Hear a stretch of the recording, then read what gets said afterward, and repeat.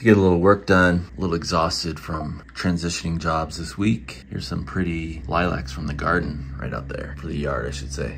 House is feeling very good at the moment, and I'm not motivated to do much, but I'm going to now.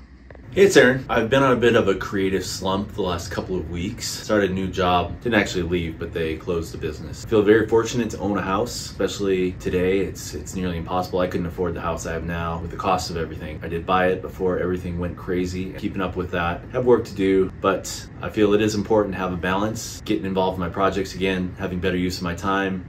So the weather's taking a turn for the worse. That's okay, we needed the rain. I guess it's a good day to work in the dungeon. I do like having the light from these windows now. There's 6 of them in here. Maybe I'll open this one up today too. See what's behind that one. But that one has a broken window, so pull that off. Maybe get a screen for it. Well, it's been raining quite a bit and there's some sort of leak. Don't know if it's coming from the wall or through the window.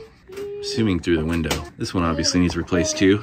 I'm not gonna mess with that one right now though. Been absolutely killing it at the thrift stores lately. Got this Yamaha CR400 receiver and this Pioneer turntable. You clean these up, check if they work. Not the highest end of models, but it'll be perfect for a little basement music. Best of all, I found this Fernandez bass guitar, P-bass copy, which I'm pretty excited about. Feels really good. And this video is about Yamaha PSR-12 keyboard. I think this was built in about 86 or 87. Little cheap keyboard. If you grew up in the 80s or 90s like I did, probably had one of these or knew somebody that did. Found some cool features with it I'd like to share. A rough week. Transmission went out on my new truck. Luckily it was in warranty, but still in the shop. So I had to borrow back my old truck from my friend.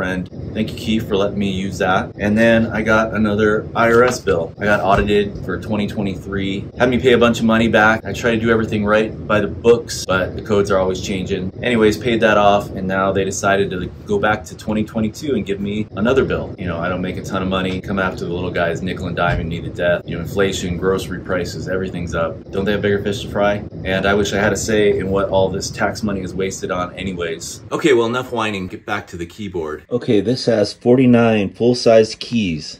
And it also has about 32 built-in instruments. There are some drums you can do. They're pretty cheesy. And some of these effects are pretty cool. But the sustain is either, oops.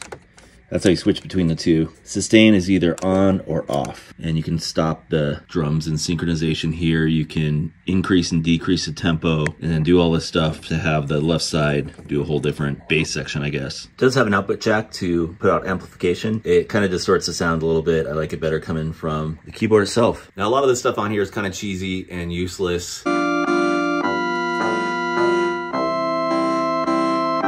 Other than for the kids.